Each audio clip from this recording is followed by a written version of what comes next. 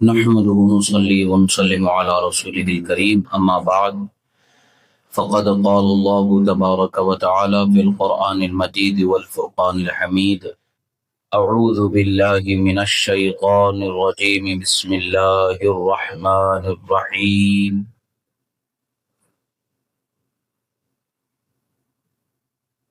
يا أيها الذين آمنوا كتب عليكم الصيام كما كتب على الذين من قبلكم لعلكم تتقون صدق الله مولانا العظيم وصدق رسوله النبي الأمين الكريم ونحن على ذلك لمن الشاهدين والشاكرين والحمد لله رب العالمين۔ اللہ رب العزت کا بے پناہ شکر و احسان کہ اللہ رب العزت نے اس کے حبیب کریم صلی اللہ تعالی علیہ وسلم کے ماننے والے ایمان والے بندوں میں ہمیں پیدا فرمایا۔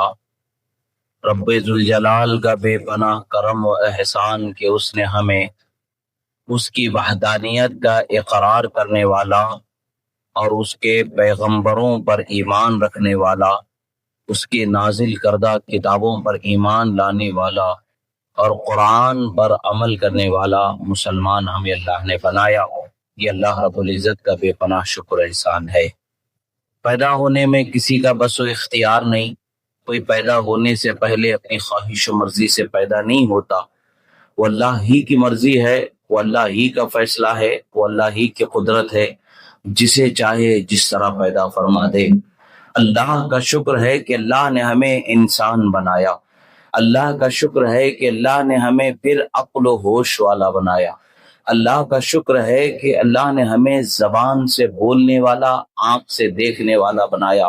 الغرض اللہ کا شکر ہم جتنا بھی کریں، اس کی بخشی ہوئی جو زندگی اور جو ذات ہمیں اللہ نے ہمارے وجود کو بخشا ہے، اس کی ہر کڑی پر، ہر حصے پر، ہر حیثیت سے اگر ہم زندگی بھر شکر ادا کرتے رہیں تب بھی اس کا حق ادا نہیں ہوگا۔ یہ اسی کی شان ہے جو خالق ہونا ہے، وہی رب ہے، وہی رزق دینے والا ہے۔ جب اللہ نے ہمیں پیدا فرمایا ہے تو اللہ تبارک و تعالیٰ کا شکر بجا لانا یہ ہمارا ذمہ ہے۔ کچھ طریقے ایسے ہیں کہ جس خاص طریقے سے شکر بجا لانا ہم پر ضرور کیا گیا، کچھ خاص طریقے سے خدا کی بندگی کرنا ہم پر فرض کیا گیا، خدا کی عبادت کرنا ہم پر فرض کیا گیا۔ وجہ کیا ہے؟ وہ ہمارا خالق ہے، وہ ہمارا معبود ہے، ہم اس کے بندے ہیں، ہم اس کے مخلوق ہیں، وہ ہمارا خالق ہے، وہ معبود ہے، ہم اس کے بندے ہیں۔ اس نے ہمیں پیدا فرمایا ہے، اسی لیے ہم اس کی عبادت کرتے ہیں، اسی کی عبادت کرتے، اس کے سوا کسی کو عبادت کے لائق جانتے بھی نہیں۔ عبادت کرنا تو بہت دور کی بات۔ اللہ کا شکر ہے کہ اللہ نے ہمیں یہ ساری نعمتیں بخشی ہیں، اور نعمتوں میں اللہ تبارک و تعالیٰ نے ہمیں جن عبادتوں کو فرض فرمایا ہے، وہ عبادتیں ہمارے ایسے ہی رائے گا جاتی ہیں، ضائع ہوتی ہیں، بیکار ہوتی ہیں، ایسا نہیں ہے، بلکہ ہر عبادت کے بدلے میں اللہ تبارک و تعالیٰ نے ہمارے لیے اس کا ثواب مقرر فرمایا ہے، اس کی جزا مقرر فرمائی۔ اللہ تبارک و تعالیٰ نے دو عالم رکھے ہیں ہمارے لیے، ایک عالم دنیا ہے اور ایک عالم آخرت ہے۔ اس کے بعد والی زندگی بھی ہمارے سامنے ہے۔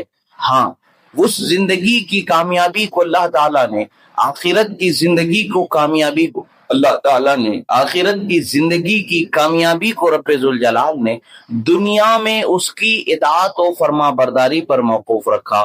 جو بندہ اس کی معرفت اور اس کے احکام پر عمل کرنے والا، اس کا مطیع و فرما بردار بندہ ہوگا، وہ آخرت میں کامیاب بندہ ہوگا۔ اور اگر دنیا میں ہم نے اس کی اطاعت و فرما برداری نہیں کی تو دنیا سے ہمیں کوئی فائدہ نہیں ہوگا۔ ہم سمجھتے ہیں کہ ہم نے چند سال مزید زندگی گزار لی ہے، 10 سال اور زندگی کے مل گئے، 10 سال اور ہماری زندگی کے کمانے کھانے کے مل گئے، یہ ہمیں کوئی فائدہ پہنچانے والا حقیقت میں مرحلہ نہیں ہے۔ بس ہم نے اپنے جسم کو اور پالا ہے تاکہ اس کا جو حق ادا نہیں کیا ہے، تو اس پالنے کا مقصد کیا ہو گیا؟ پھر قیامت میں جب اللہ فیصلہ کرے گا، جتنا زیادہ وقت ہمارا دنیا میں گزرا ہے اتنا زیادہ ہمیں دنیا کی زندگی کا جواب دینا ہے، اتنا زیادہ ہماری زندگی سے متعلق سوال و جواب ہوں گے، حساب و کتاب ہوگا، ہم کتنا اس کا جواب دیں گے، کس قدر ہمارے پاس طاقت ہوگی۔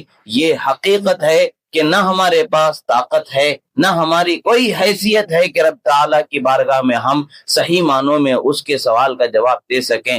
ہاں وہ کریم ہے، ہمارے چھوٹے عمل کو قبول کر لیتا ہے، ہماری چھوٹی چھوٹی عبادتوں کو وہ قبول کر لیتا ہے، پسند کر لیتا ہے۔ ان چھوٹی چھوٹی عبادتوں کے بدلے میں اللہ تبارک و تعالیٰ ہمارے بڑے بڑے گناہوں کو معاف فرما دیتا ہے۔ وہ کریم ہے، رؤوف ہے، رحیم ہے، اس نے ہم پر کرم فرمانا ہے، وہ ضرور کرم فرمائے گا، مگر اس کا یہ مطلب نہیں ہے کہ ہم اپنا فرض ادا کرنے سے کوتاہی کریں، ہم اس کی عبادت کرنے سے غافل ہو جائیں۔ اللہ تبارک و تعالیٰ نے بندے پر چند چیزوں کو فرض فرمایا گیا ہے۔ رسول اکرم صلی اللہ تعالی علیہ وسلم فرماتے ہیں بنی الاسلام علی خمس، اسلام کی بنیاد 5 چیزوں پر رکھی گئی ہے۔ ایک سب سے پہلے چیز تو لا الہ الا اللہ محمد الرسول اللہ، یعنی ایمان ہے، اللہ کی وحدانیت کا اقرار کرنا اور اس کے رسول کے سچے رسول اور اس کے بندے ہونے کا اقرار کرنا۔ اور پھر ایمان کی تفصیل ہے، ایمان کا اجمال بھی ذکر ہوتا ہے، ایمان کی تفصیل بھی ہے، یعنی اللہ تبارک و تعالیٰ نے جو کچھ اپنے دین کو اس کے پیغمبروں کے ذریعے ہم تک پہنچایا ہے، ہم سے پہلے والے لوگوں تک اور آخری نبی کے ذریعے ہم تک جو پہنچا ہے، اس دین کو ماننا، کتاب کو ماننا، رسولوں کو ماننا، اس کے نازل کردہ کتابوں کو ماننا، فرشتوں کو ماننا، جنت و دوزخ، مرنے کے بعد کی زندگی، یہ ساری چیزیں ایمان میں لا الہ الا اللہ محمد الرسول اللہ، یہ ساری چیزیں داخل ہو جاتی ہیں۔ اب اس کے بعد یہ سب سے پہلا مرحلہ تھا ہمارا، اب اس مرحلے کے بعد ہمارے لیے 4 اور چیزیں ہیں۔ سب سے پہلی چیز نماز ہے، جو دن میں 5 وقتوں پر فرض کی گئی ہے، اور آج افسوس کی بات ہے کہ ہمارا حال کیسا ہوتا جا رہا، عبادت سے غفلت ہماری کیسے بنتی جا رہی ہے، عبادت سے کوتاہی ہمارے کیسے ہوتی جا رہی ہے، نمازوں سے دوری ہماری زندگی کیسے بنتی جا رہی ہے۔ کیا ہم اللہ کی بارگاہ میں حساب دینے کے قابل ہو چکے ہیں؟ معاذ اللہ، ایسا تو کبھی نہیں ہوا ہے۔ ہمیں نمازوں کی غفلت سے اپنے آپ کو دور کرنا ہے۔ اگر کسی وجہ سے، کسی معاملے سے، سفر یا کوئی پریشانی کی وجہ سے اس کو کوئی نماز پڑھنا ممکن نہ ہوا، اس وقت پر میسر نہیں ہوا یا بھول گیا، تو اس کو فوراً بعد میں اس نماز کی قضا کر لینا چاہیے، تاکہ اللہ کی بارگاہ میں ہم گناہ سے بچیں۔ اللہ تبارک و تعالی رحیم ضرور ہے، مگر اللہ تعالیٰ جس طرح سے رحمان ہے اسی طریقے سے قہار بھی ہے، جس طریقے سے رحیم ہے اسی طریقے سے جبار بھی ہے۔ اللہ تبارک و تعالیٰ اگر چاہے تو اس عذاب کو کوئی روک نہیں سکتا جو خدا دینا چاہے، وہ کریم ہے، کرم فرما دیتا ہے۔ ہم پر نماز 5 وقت کی فرض ہے، 5 وقت کی نمازوں کو ادا کرنا چاہیے، اس کے وقت پر ادا کرنا چاہیے، اور اگر وقت چکا کر کے ادا کر دیتے ہیں، وقت ٹلا کر کے ادا کرتے ہیں، کسی مجبوری، کسی پریشانی کی وجہ سے ہے تو معاف ہو سکتا ہے، مگر اگر جان بوجھ کر کے قصداً نماز سے غفلت اور نماز کو اہمیت نہ دیتے ہوئے کرنا، یہ بہت بڑا گناہ ہے۔ بسا اوقات سخت احکام بھی اس سے آ جاتے ہیں۔ اللہ کا شکر ہے کہ مومن نماز کو ہلکا جان کر کے نماز سے غفلت نہیں کرتا۔ ہاں گناہ ضرور ہو جاتے ہیں، خطا ضرور ہو جاتی ہے، ہماری کمزوری ہے عمل کی، ہم اپنی کمزوریوں کی وجہ سے اس سے غفلت کر جاتے ہیں، مگر یاد رکھیں ہمت کرنے سے، حوصلہ رکھنے سے، عادت بنانے سے ضرور اس کی عادت بن جاتی ہے۔ آپ جہاں بھی ہوں جب تک کہ نماز ادا نہیں کریں گے آپ کو سکون نہیں ملے گا، ایک عادت بنانے کی ہے۔ اب اللہ کے فضل و کرم سے آسانی سے عادت بننے کا مہینہ ہمارے سامنے آ رہا ہے، رمضان المبارک کا مہینہ ہمارے سامنے آ رہا ہے۔ ایک مہینہ اگر ہم عادت کر لیں، بزرگوں نے کہا ہے کہ اگر کوئی بندہ 20 دن کسی چیز کو مسلسل کرتا ہے تو وہ اس کے روٹین میں آنے لگ جاتی ہے، اس کی عادت بن جاتی ہے۔ اب اس کے لیے اس کو خاص طور سے اس کی طرف توجہ کرنے کی ضرورت نہیں ہوتی ہے۔ اگر ہم نے پابندی کر لی تو یقیناً ہمیں آسانی ہو جائے گی۔ ہم اپنے وقت کو، اپنے کام کو جس طریقے سے رمضان المبارک میں بانٹ لیتے ہیں، اسی طریقے سے ہمیں آگے کے دنوں میں بھی اسی طریقے سے کرنا چاہیے۔ غلط بات ہے کہ ہم نمازوں سے غافل ہوتے ہیں، اچھی بات ہے کہ ہم نمازوں پر پابندی کرنے والے ہو جائیں۔ اب یہ مہینہ ہے تو ہمارے لیے رمضان کا مہینہ کیا ہے؟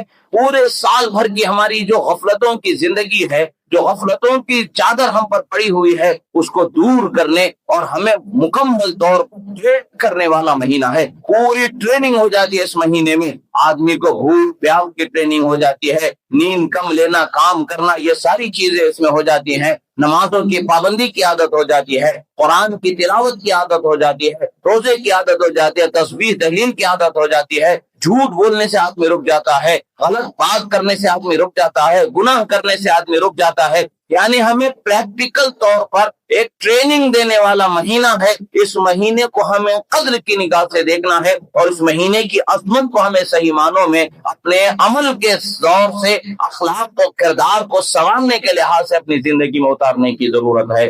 آج ہمارے سامنے اللہ کے فضل و کرم سے عظیم مہینہ رمضان المبارک کا مہینہ آ رہا ہے. اللہ پاک نے قرآن مجید میں فرمایا, اے ایمان والو, جس طرح سے تم سے پہلے والی امتوں پر بھی فرض کیے گئے تھے روزے, اسی طریقے سے تم پر بھی روزوں کو فرض کیا گیا ہے. پتہ کیا چلتا ہے, روزہ رکھنے میں امت محمدیہ تنہا اکیلی نہیں ہے, بلکہ امت محمدیہ سے پہلے کے لوگوں پر بھی روزوں کو اللہ تبارک و تعالیٰ نے فرض فرمایا.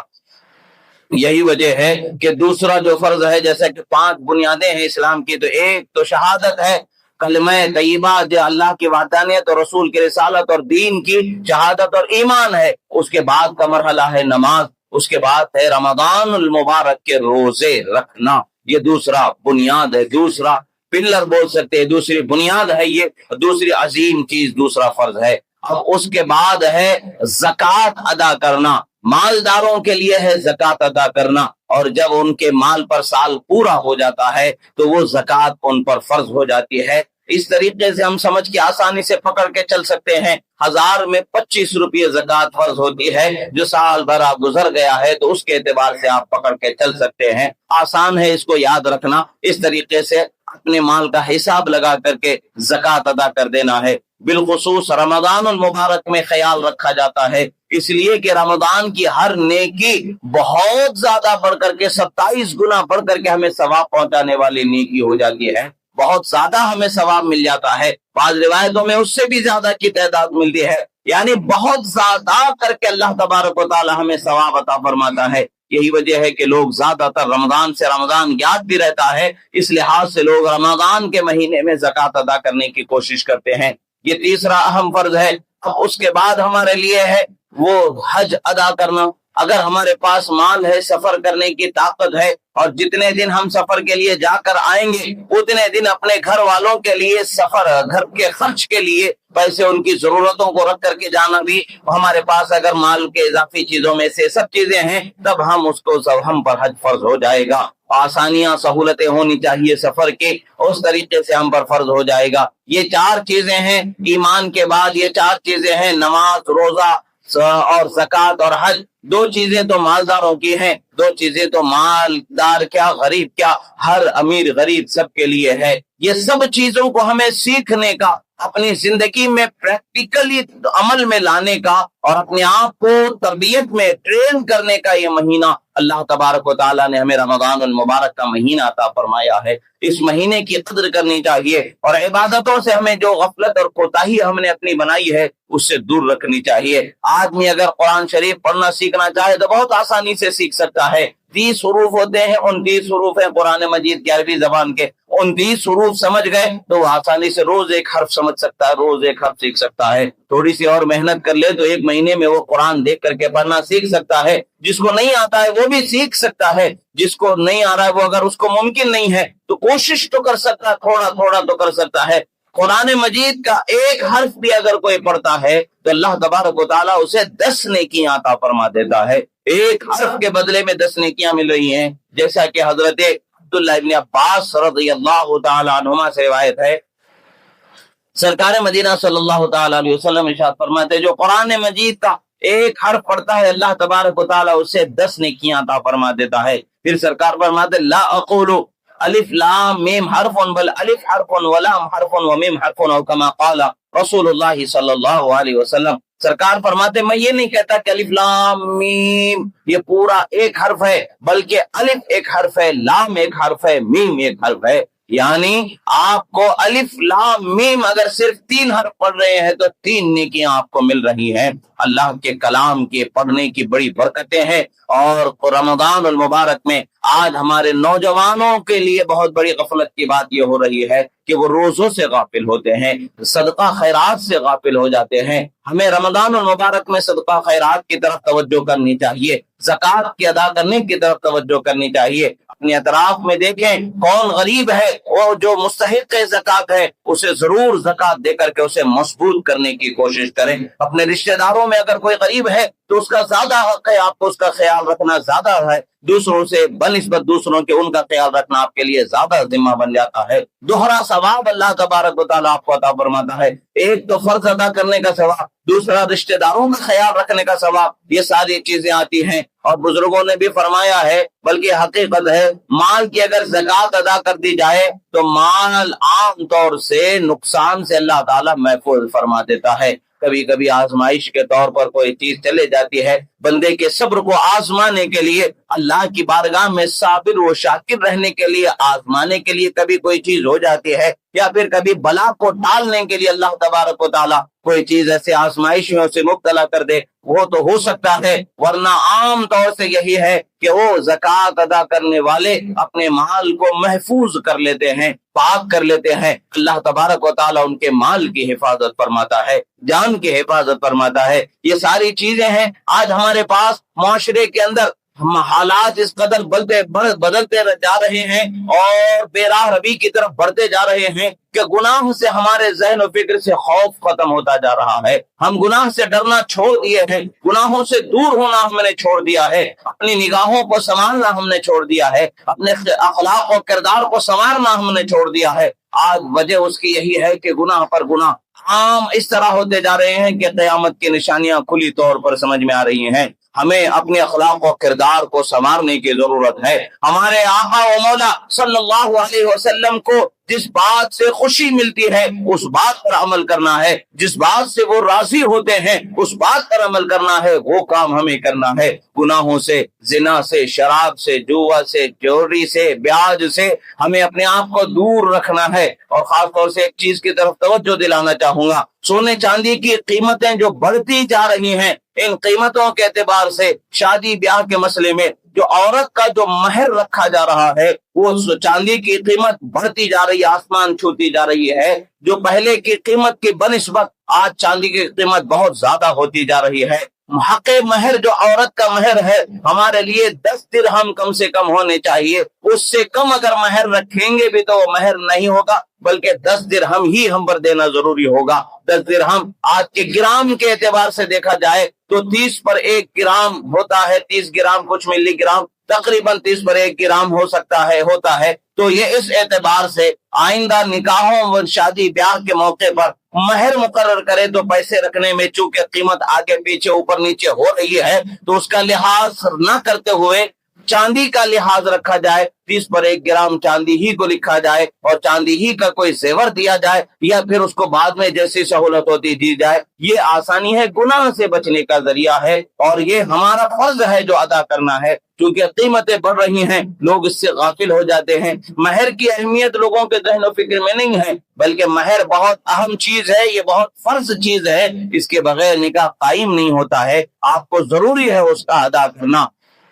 ہاں، اگر آپ کی بیوی معاف کر دیتی ہے، معاف کرنا ضروری نہیں ہے اس وقت، وہ اس کا حق ہے، مطالبہ کر سکتی ہے آپ سے، جیسے قرض خواہ اپنے قرضدار سے وہ قرض کے لیے مطالبہ کر سکتا ہے، ویسا اس کو حق ہے، وہ مانگ سکتی ہے، اس کا وہ حق ہے، وہ دینا اس کا ہم پر شوہروں پر فرض ہے بیویوں کا مہر دینا۔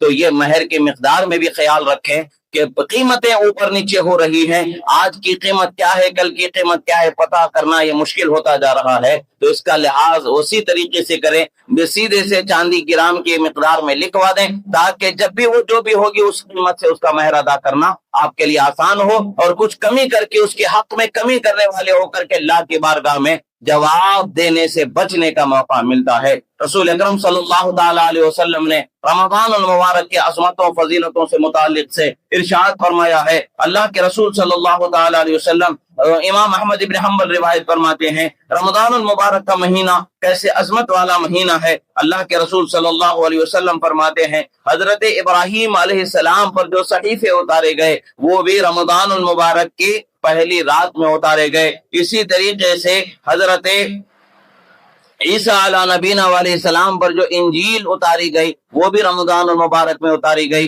तौरात जो हजरत मूसा अलैहि सलाम पर उतारी गई किताब वो भी रमजान मुबारक में उतारी गई। इसी तरह से कुरान मजीद जो उतारी गई वो भी रमजान मुबारक में उतारी गई। यानी रमजान मुबारक के महीने को अल्लाह तबारक व तआला अपने नबियों पर अपने कलाम को उतारने के लिए पसंद फरमाया। इसीलिए अल्लाह तबारक व तआला ने कुरान मजीद में फरमाया, शहर रमजान अल्लज़ी उन्ज़िला फ़ीहिल कुरान, फरमाया रमजान का वो अजीम महीना है कि जिसमें कुरान को उतारा गया। हमारे लिए ये महीना निगाहों के सामने, चंद दिन गुजरेंगे हम रमजान में शामिल हो जाएंगे। अल्लाह के फजल से अगर हमें जिंदगी उतनी मिल गई, यकीनन रमजान की बरकतों से माला माल हो जाएंगे। जिंदगी का कोई भरोसा नहीं कब क्या क्या किस तरीके से हो जाए। रमजान मिल जाए ये दुआ शाबान के महीने में हमें करते रहना चाहिए। रजब के महीने ही से सरकार ने दुआ करना शुरू फरमा दिया था और तरीका हमें बता दिया। सरकार दुआ फरमाया करते थे, अल्लाहुम्मा बारिक लना फी रजब व शाबान व बल्लिगना रमजान, ये फरमाया करते थे, ऐ अल्लाह हमारे लिए रजब के महीने में बरकत अता फरमा, शाबान के महीने में बरकत अता फरमा और हमें रमजान का महीना नसीब फरमा। रमजान के महीना की हमें जिंदगी अता फरमा। रमजान के महीने की जिंदगी का अगर हमें सही मानों में इल्म इदराक हो जाए, अल्लाह के रसूल सल्लल्लाहु अलैहि वसल्लम इरशाद फरमाते हैं, अगर तुम्हें मालूम हो जाता रमजान मुबारक में किस तरीके से अनवार और बरकत का नुज़ूल होता है और कैसे रहमतें मिलती हैं रोजेदारों के लिए, तो तुम तमन्ना करते कि सिर्फ एक महीना नहीं बल्कि पूरा साल रमजान बना दिया जाता। ये तमन्ना की जाती। हमारी निगाहें वो देखने से आजिज हैं जो अल्लाह तबारक व तआला अनवार, इकराम और तजल्लियात का रोजेदारों पर नुज़ूल फरमाता है। बस अल्लाह के रसूल ने हमें बताया है और अल्लाह के कलाम में हम पर इस चीज को लाजिम किया गया है तो हम उस पर अमल करते हैं और हमारा ईमान है कि हमारे तसव्वुर से ज्यादा अल्लाह तबारक व तआला हम पर नवाजिशों का, एहसान का, करम का ऐसा साया दराज फरमाएगा कि दुनिया में भी हम कामयाब होंगे, यकीनन इंशाअल्लाह आखिरत में भी कामयाब होंगे। कब हम अल्लाह के इताअत और फरमाबरदारी करने वाले हो जाएंगे। अगर हम गुनाहगारी की जिंदगी को बनाते चलें और गुनाहों की तरफ अपने आप को बढ़ाते चलें तो फिर मालूम नहीं कि मौका मिलेगा कि भी नहीं मिलेगा तौबा के लिए। अभी जो वक्त है उसे गनीमत जाने, अपने अखलाक और किरदार में जो कमियां हैं उसे संवारने सुधारने की तरफ तवज्जो करें। अपनी बुरी आदतें अगर हैं तो उन आदतों को छोड़ने की हिम्मत और छोड़ने के तरीके पर अमल करना शुरू कर दें ताकि रमजान मुबारक की सही बरकतों से रोजा रख करके हमें माला माल होने का मौका मिल जाए। अल्लाह रब्बुल इज्जत की बारगाह में दुआ है, जो कहा गया सुना गया, कहने में सुनने में जो गलती हुई अल्लाह ताला उसे माफ फरमाए, जो हक को सही कहा गया अल्लाह ताला उसे कबूल फरमाए। परवरदिगार हम गुनाहगार है मौला हमारे गुनाहों को माफ फरमा, हम खताकार है मौला हमारी खताओं को माफ फरमा। परवरदिगार तेरे हबीब करीम सल्लल्लाहु अलैहि वसल्लम के सदक़े जवैल में मौला आलम इस्लाम में जहाँ कहीं भी मुसलमानों पर जुल्म हो रहा है मौला जालिमों को नेस्त व नाबूद फरमा, मजलूम मुसलमानों की मदद फरमा। परवरदिगार इस्लाम दुश्मन जितनी भी ताकत है मौला सबको नेस्त व नाबूद फरमा। मौला मुसलमानों को हौसला, ताकत व हिम्मत अता फरमा। मौला मुसलमानों को गुनाहों से बचने की तौफीक अता फरमा, जुल्म न करने की तौफीक अता फरमा, जुल्म का साथ न देने की तौफीक अता फरमा। परवरदिगार जहाँ कहीं भी बेवाओं, यतीम और बेसहारा बच्चे मौला, बेवाओं के लिए, यतीमों, बेसहारा बच्चों के लिए मौला असबाब व सहारे व कुफो निगहबान मुहैया फरमा। मौला हमारे मुल्क में हमें अमन, अमान, चैन, सुकून, सलामती अता फरमा।